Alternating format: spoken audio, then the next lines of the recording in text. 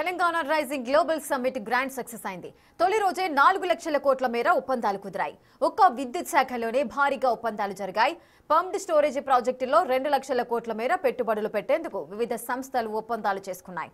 ఇక Gujarat వంతారాలో zoo park నిర్వహిస్తున్న Reliance సంస్థ ఫ్యూచర్ సిటీలోనూ జూ పార్క్ ఏర్పాటుకు ఒప్పందం కుదుర్చుకుంది.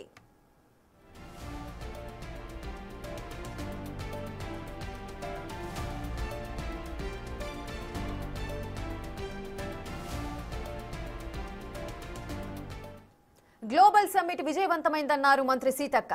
లక్షల కోట్ల పెట్టుబడులు వస్తుంటే బీఆర్ఎస్ నేతలు ఓర్చుకోలేకపోతున్నారని విమర్శించారామె.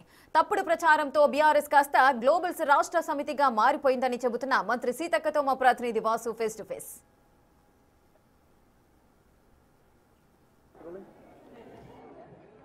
తెలంగాణ రాష్ట్ర ప్రభుత్వం ఏర్పాటు చేసినటువంటి ఫ్యూచర్ సిటీలో గ్లోబల్ సమ్మిట్కి సంబంధించి కూడా మొదటి రోజు అయితే ముగిసింది. మనతో పాటు మాట్లాడానికి మంత్రి సీతక్క ఉన్నారు. అక్కడ చూసాను ఈరోజు ఏంటి ఎలా జరిగింది, మొత్తం సక్సెస్ఫుల్గా మీరు అనుకుంది సాధించినట్టేనా? అంటే ఎంతమంది వచ్చారు డెలిగేట్ సంబంధించి కూడా?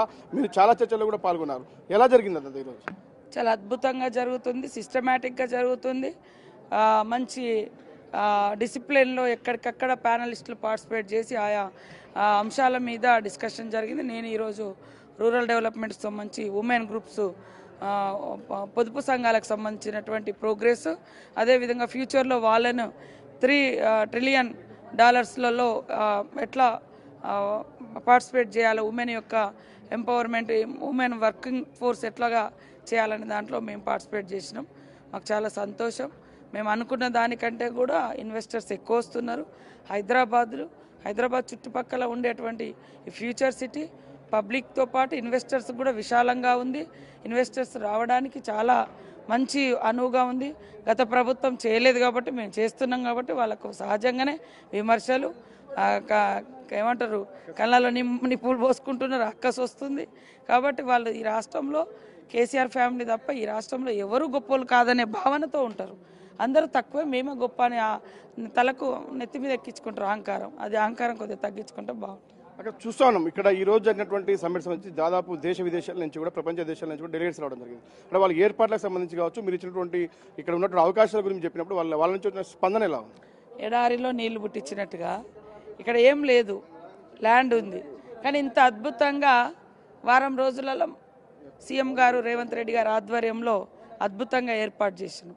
మంచి డెలిగేట్స్ కూడా వాళ్ళకు కావాల్సిన విధంగా ప్యానలిస్టులకు డిస్కషన్స్ కానీ ఎక్కడికక్కడ అద్భుతంగా జరుగుతుంది.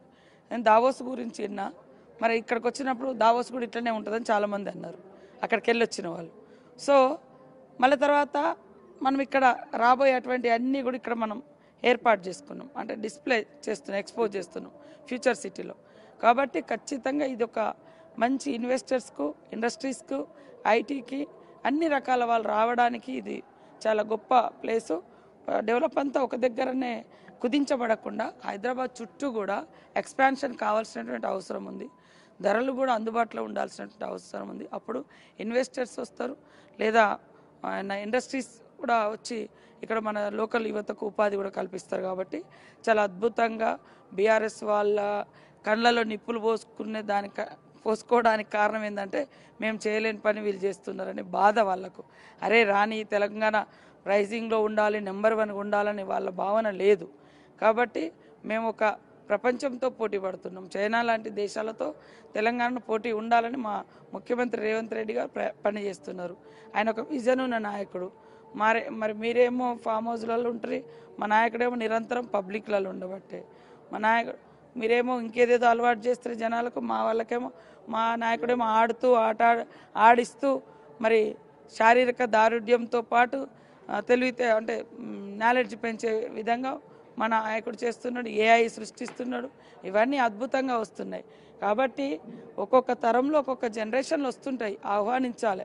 అయ్యో మేమే గొప్పలం, మాకంటే ముందు ఎవరు చేయలేదు, మా తర్వాత ఎవరు చేయొద్దు, ఇది నియంతృత్వానికి సింబల్, ఫ్యూడలిజానికి సింబల్. అది ఒక పక్కన ప్రభుత్వం ఇంత ప్రతిష్టాత్మకంగా తీసుకొని కూడా గ్లోబల్ సమ్మిట్ నిర్వహిస్తూ ఉంటే ప్రతిపక్ష నేత హరీష్ రావు మాత్రం ఇది గ్లోబల్ కాదు గ్లోబల్ సమ్మిట్ అంటా ఉన్నారు.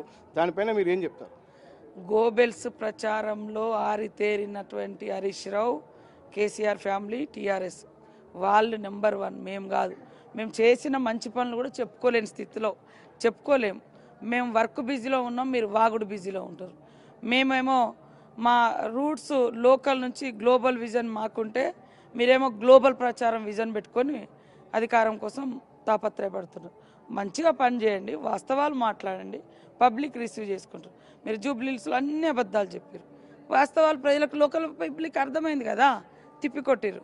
ఇప్పుడు కూడా అంతే, ఒక కాడ ఒకటి మాట్లాడుతుంటే దాన్ని మార్పింగ్ చేస్తారు, ఒక కాడ ఏదో చర్చ జరిగితే దాన్ని ఏదేదో తప్పుడు ప్రచారం సొంత మీడియాలో పెట్టుకుంటారు.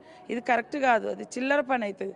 దయచేసి ఇప్పటికైనా వాస్తవాలను మాట్లాడండి, నిర్మాణాత్మకమైన ప్రతిపక్షంగా వ్యవహరించడానికి కోరుతాను. మరొక వ్యక్తి ఎవరైతే వర్కింగ్ ప్రెసిడెంట్ కేటీఆర్ కూడా హిల్ట్ పాలసీ వెనక్కి తీసుకుపోతాం, ఏదైతే యాక్షన్లో కొంటున్న భూములు కూడా వెనక్కి తీసుకుంటామని పారిశ్రామికవేత్తలను బెదిరిస్తున్న పరిస్థితి ఉంది. దాన్ని ఎలా చూస్తారు, వాళ్ళకి ఏం సమాధానం చెప్తారు? అలాంటి పనులు చేస్తే మరి తెలంగాణ రాష్ట్రంలో పెట్టుబడులు రావద్దనే కుట్ర, ఇక్కడ ఎవరు ఇన్వెస్ట్ చేయొద్దనే కుట్ర. అందుకనే అంటాను, ఇప్పుడు మేము ఏ రోజైనా తెలంగాణను అభివృద్ధి చేసుకోవాలని తాపత్రయంతో తెలంగాణ ఇచ్చింది కాంగ్రెస్ పార్టీ. తెలంగాణ అభివృద్ధిలో 10 సంవత్సరాలు మేమందరం కూడా నిర్మాణాత్మకంగా ప్రతిపక్షంగా వ్యవహరించినాం. నీకెంత కుళ్ళెందుకు, ఇంత దుర్బుద్ధి ఎందుకు? నువ్వు తెలంగాణ కలగన్నావు, తెలంగాణ కోసమే పోరాడినా, తెలంగాణ కోసమే బతుకుతున్నా అన్నప్పుడు నువ్వు తెలంగాణకు పెట్టుబడులు ఆహ్వానించాలి, నీ అడ్వైజ్, నీ సజెషన్స్ ఇవ్వాలి. కానీ మేము గుంజుకుంటాం, మేము చేస్తామంటే అంటే ఆంధ్రలో కూడా ఇట్లాంటి చిల్లర రాజకీయాలు చేస్తే మరి ఏమైంది? పాపం ఇబ్బంది పడ్డారు జనాలు. కానీ ప్రజలు తీర్పిచ్చే టైం తీర్పిస్తారు. అట్లాంటి చిల్లర పాలిటిక్స్ చేయొద్దు. ఖచ్చితంగా నీకేమన్నా అంటే నిజాయితీగా ప్రజలకు కావాల్సింది ఏమైనా ఉంటే గవర్నమెంట్ సజెషన్ చేయి. మొదటి రోజు కూడా నేను చూశాను, హాల్ అంతా కిక్కిరిసింది, చాలా మంది డెలిగేట్స్ వచ్చారు. ఓకే, రేపు ఎలా ఉంటుంది అనుకుంటున్నారు మీరు?